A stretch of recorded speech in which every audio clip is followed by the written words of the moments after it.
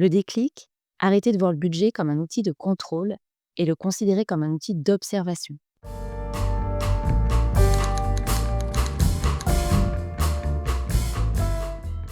Combien de fois l'as-tu refait pour l'abandonner encore?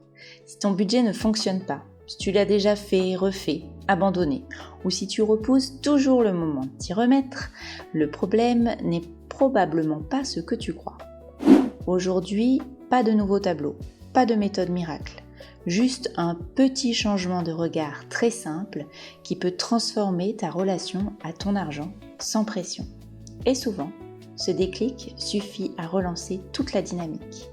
On nous présente souvent le budget comme un outil rationnel, mathématique. Les recettes d'un côté, les dépenses de l'autre, et toi, au milieu, censé tenir le cadre.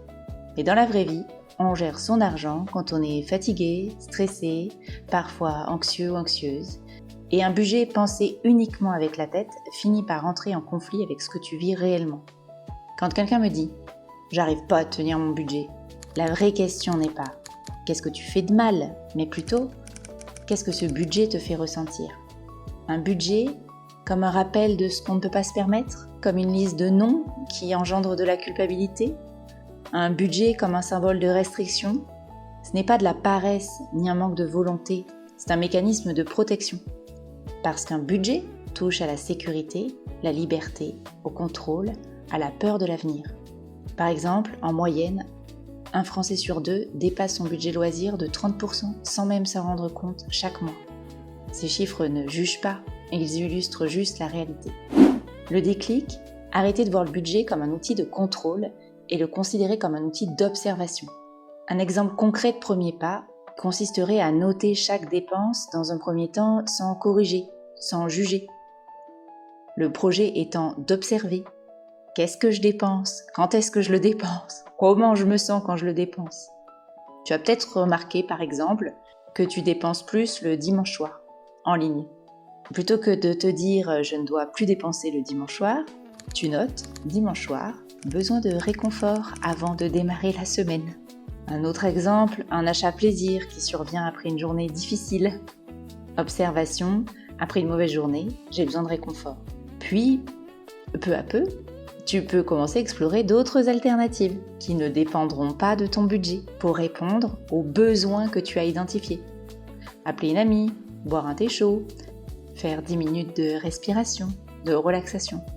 Quand le budget devient un journal d'observation, il ne juge plus, il donne une info. Tu reprends le pouvoir par la compréhension, pas par la force.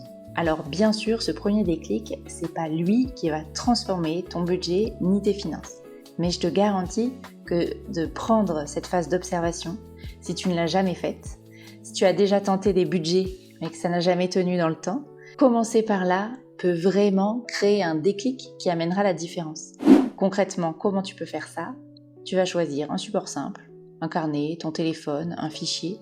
Quand tu vas dépenser, tu vas noter qu'est-ce que tu as acheté, ton ressenti, et essayer d'identifier le besoin. Est-ce que c'était un sentiment d'urgence ? Est-ce que tu avais vraiment besoin de réconfort ? Est-ce que c'était quelque chose d'un peu automatique que tu as fait sans même y penser ? Par exemple, prendre un Starbucks à 6 ou 10 euros sur le trajet retour parce que tu es fatigué et que tu as besoin de douceur. Le type, ça va être le réconfort. À la fin d'au moins une semaine de notes, tu vas pouvoir relire tes notes. Tu vas pouvoir chercher les patterns, les émotions récurrentes. Encore une fois, l'idée, c'est pas de se juger, c'est d'observer. Et après un mois, tu auras une sorte de vraie carte de ton rapport à l'argent. Pas une feuille Excel. C'est une fois que tu auras fait ce boulot-là, que tu pourras aller faire un budget qui tient la route, qui correspond à tes besoins et qui arrête de sauter à chaque émotion ou à chaque besoin non rencontré. Un budget qui fonctionne, il n'est pas parfait. C'est un budget que tu peux regarder sans te faire violence. Le vrai premier pas, à mon sens, c'est pas de changer les chiffres, mais ta relation à eux. Je te rappelle ton challenge, si tu l'acceptes, cette semaine, au moins 3 jours d'observation sans jugement. Note tes dépenses et tes émotions. Si tu y arrives, tu continues sur un mois et tu verras ce qui se répète, ce qui te bloque, ce qui te fait du bien. Ici, dans cette chaîne, on va parler d'argent autrement. Alors en vrai, il va y avoir des vidéos avec des chiffres concrets, mais aussi, comme dans cet épisode, on viendra parler d'émotions, parce que argent et émotions sont intimement liés. Et surtout, on essaiera de sortir de la culpabilité. Si ça te parle, abonne-toi pour avancer pas à pas. Et n'hésite pas à me dire en commentaire, toi, c'est quoi ton plus gros blocage avec ton budget?